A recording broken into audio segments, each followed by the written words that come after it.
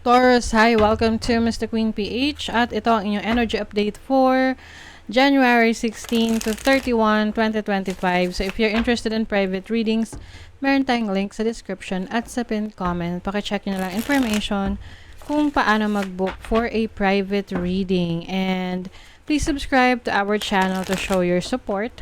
Like, share this video at mag-comment na rin kayo kung kayo'y naka-resonate.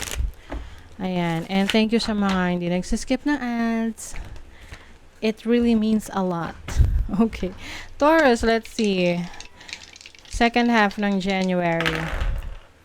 You have the 8th house. You have, this is Aquarius and Mercury. Mercury in Aquarius. Wow.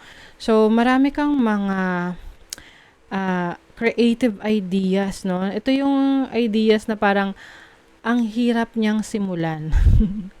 Kasi parang feeling mo, it will take a lot of strength, energy, preparation para magawa mo siya. But actually, itong idea na to ay maganda yung magiging resulta nito. This is life-changing for you. 8th house is transformation. So, maaring whatever idea is this, para kasing meron kang alam mo yung level ng invention, na parang major invention or something that is meaningful para sa collective, para sa nakararami, para sa community. So, maaring sa ngayon, medyo natatakot ka or nagdadalawang isip ka kasi para siyang malaking project or it's like a vision na mahirap para sa'yo na isa katuparan. But the moment na magawa mo to, this is going to be life-changing for you. This will transform your life like 360. This is also, maring business, no? Business opportunity to sa inyo or investments na papasukin mo. This can also be a partnership, business partnership with someone. Para kasi tong tataya ka, no? Tatayaan mo to. Like, medyo risky siya, pero it can be life-changing para sa'yo. So, isang magandang idea. Kaya yung iba sa inyo siguro, inaaral pa to, ina-explore pa kung anong magiging potential nito. Let's see what else you have. Yung iba sa inyo, may kasama kayo rito. You are working with others, collaborating with others. Maybe this is a business opportunity or sa trabaho to na meron kang magandang idea for your career, for your job, for your company. 6 of Pentacles is bringing balance into your finances. So, kung ikaw ay nag-struggle financially in the past, ngayon maaayos mo na yung flow ng pera sa'yo. Yung iba, kung may loan kayo, unti-unti nababayaran nyo na yung utang nyo. You have the 2 of Swords, which is major decision making na gagawin. You have the 10 of Wands and the 5 of Pentacles. So, yeah, ito yung sinasabi ko sa inyong medyo mahirap na gawin. It's like a big project, but the moment na maging committed ka rito, it will totally change your life. Kaya lang may times na parang niisip mo, gagawin ko ba? Susugal ba ako rito? Syempre, kailangan you have that courage, that confidence sa sarili mo. Kasi otherwise, parang masasayang yung opportunity na to kung hindi mo siya susubukan.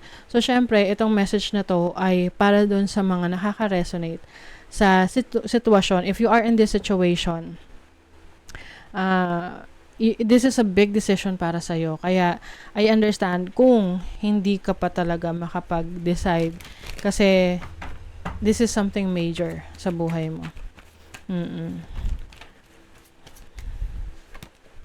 See?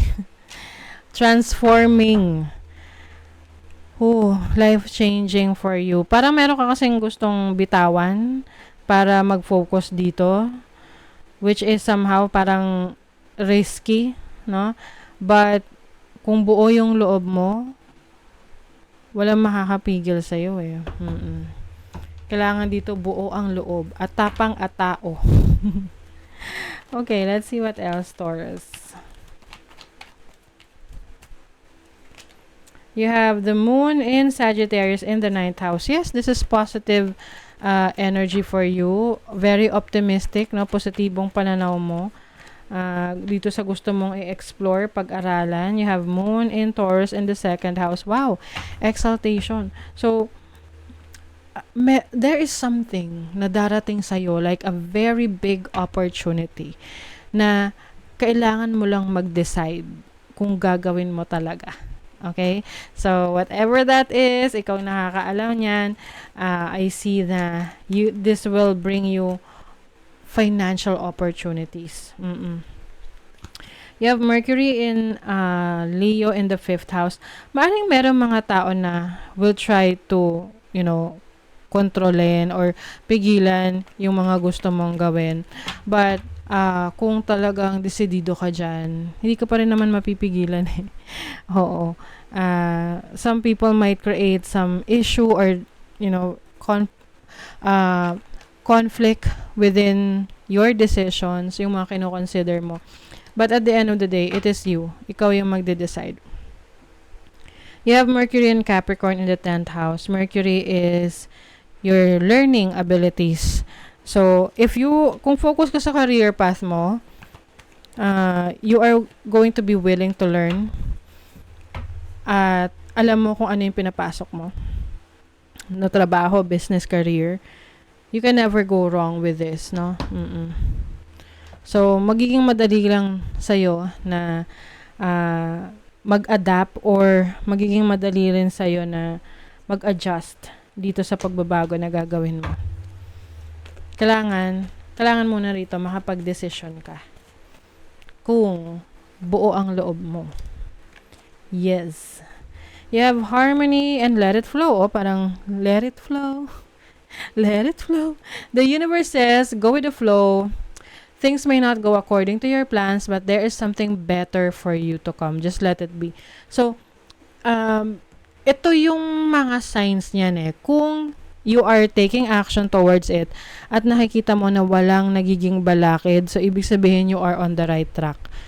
You are, kumbaga nasusundan mo yung guidance sa'yo. And if, example, merong naging blockage or hadlang, tapos ginawan mo ng paraan, nagawan mo ng solusyon, then still it means na para sa'yo yon. Okay? Merong balance dito when it comes to your handling your finances. So, like what I mentioned kanina, mas magiging maayos ang flow ng kaperahan sa'yo. Like, kung ano yung needs mo, it will be given to you. You have the 2 of Cups and the 2 of Wands. Oh, maaring merong person na magbibigay sa'yo ng inspiration or advice regarding your decisions pagdating sa pera. So, if there is someone na pwede mong mahinga ng opinion, then talk to this person. You have romance and sabotage. Meron ditong person na merong romantic interest sa'yo, pero parang natatakot siya na ma-in love. So, of course, this is a very specific message, hindi para sa lahat, but if you're feeling na parang this person ay hindi nagiging all out sa'yo, kasi natatakot siya. You have the 7 of Swords. Natatakot tong masaktan, natatakot na lokohin. So, baka ikaw to. Na hindi ka masyadong nag-open up dito sa person na to because you're afraid of being cheated on or maaring meron ka pang past na kailangan mong ayusin muna na maaring nagiging dahilan para masabotahe mo yung current connection mo. Okay. And then, let's get your final message. Conserve your energy and reap bountiful rewards. Ayan. Conserving your energy. So, kumbaga, gagamitin mo lang yung energy mo sa mga kapaki-pakinabang na bagay.